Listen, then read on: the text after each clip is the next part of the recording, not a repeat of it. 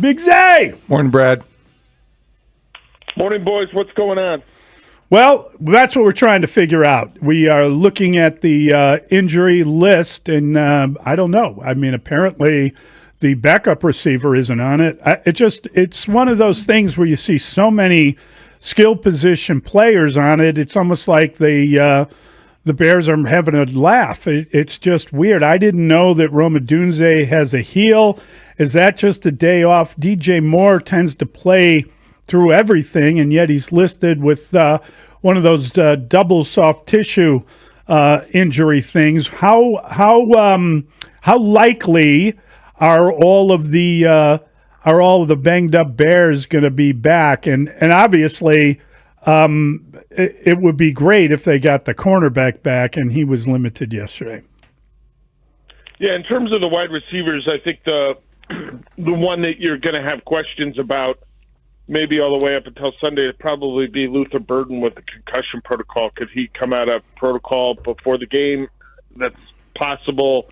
As we've discussed before, it's kind of folly to venture guesswork with guys in those situations. But with DJ, with Rome, with Zacchaeus, I would think all three of those have a pretty good chance of making it to the game on Sunday.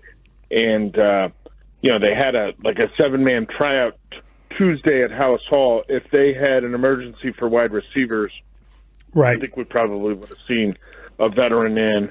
But Moore, Swift, they've got stuff they're trying to work through. Maybe a bye week in the middle of the year would have been better off for this team. Who knows? But I'd imagine they'll get there. And it was encouraging for the team for Tyreek Stevenson, as you mentioned, with the shoulder to be limited in practice. And Cole Kmet did a little bit in practice yesterday coming off of his back injury. And so I think that's probably a situation where they see, how he responded, how he felt last night, how he feels this morning in terms of what the next step is for the tight end. Brad, what do you think of the risk-reward calculus is for the signing of Chauncey Gardner-Johnson, and how soon do you expect him to make an impact? Well, I mean, it's to be determined if he's going to make an impact, right? I think the risk is obviously minimal. I don't know that the reward is super high either. The guy's on his fourth team this calendar year, and you don't bounce around like that without what are some pretty good reasons for the teams involved, you would imagine.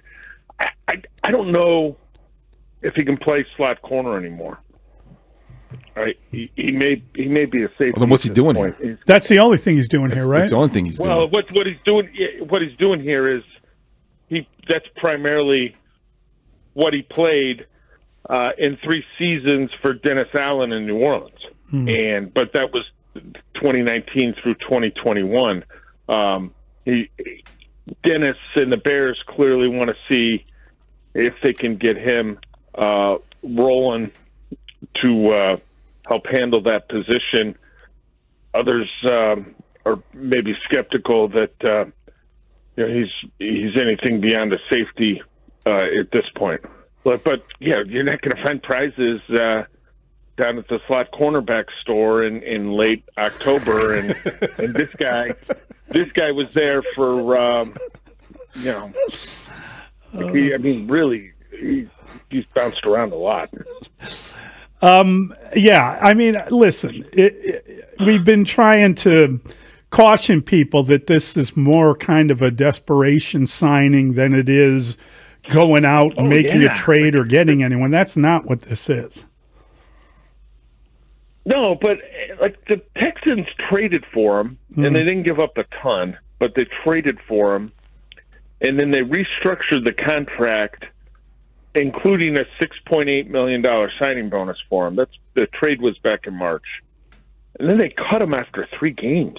He gets to keep the full signing bonus, folks. So, that gives you an indication there. But listen, Dennis has coached him for 3 years. I'm sure Dennis feels like he can effectively reach the player. CJ Gardner-Johnson was on the other side of the ball in Detroit for a year when Ben Johnson was there. It knows him a little bit.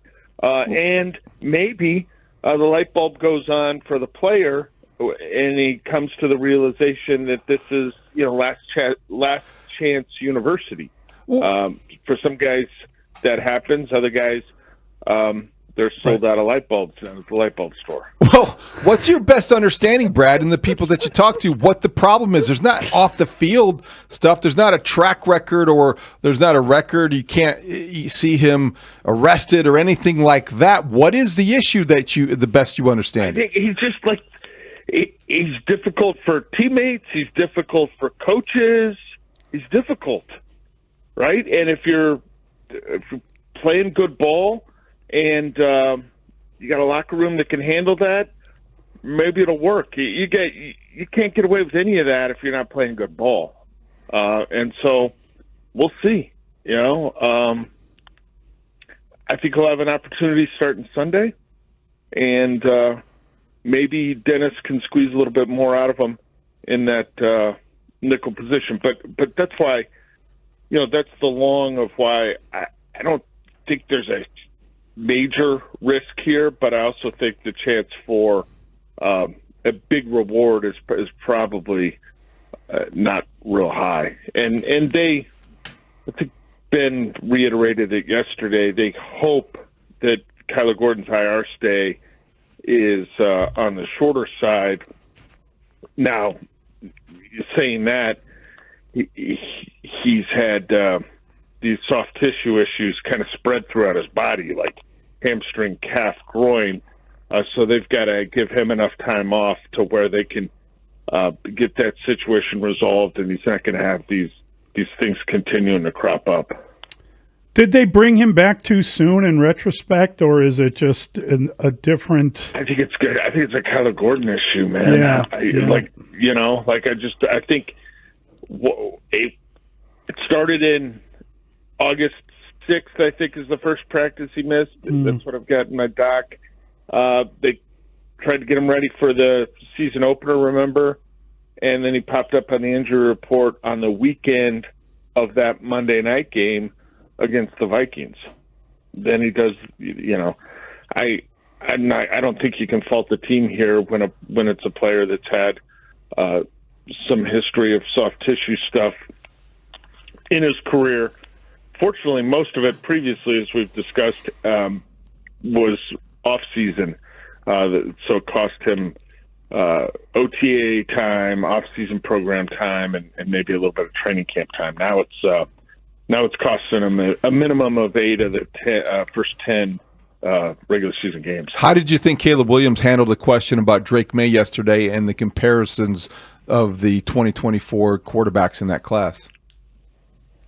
I think he handled it fine, and why shouldn't Caleb weigh in on it when that's what a lot of other people like to talk about, right? He handled it fine. And May's having an unbelievable year. Like, at the rate this is going, he's probably not winning MVP, but he's going to collect votes. That's for sure. Jaden Daniels got MVP votes last season when he was the Rookie of the Year. So, Caleb, they're all running individual races, if you will. But I think it's human nature to lump the guys in the same quarterback class together and sort of evaluate it from time to time. I'm curious, Brad, did you see anything different in the limited time at practice where they're working on penalties? How does one work on penalties? I'm sure you've talked to plenty of people about how to stop it from happening. We talked about reducing them, about having them. Is there anything specific that can be done or that they are doing to that end? I mean, basically, we get to watch stretching and then the very beginning individual drills. So, anyone jump off sides during stretching? I didn't see any of that. I did not see any of that. And hopefully they didn't have many delayed games during the stretching, or maybe there'll be more soft tissue injuries. But some of this stuff's going to come down to the focus, right? Especially the pre-step stuff, and it's going to come down to communication and everything being real clear. So, and that falls on everybody, and we'll see. Eventually, you would think they kind of come back toward the middle a little bit with these penalties, but you would have probably been betting money that would have happened before now, right? What's your gut say about Joe Flacco playing?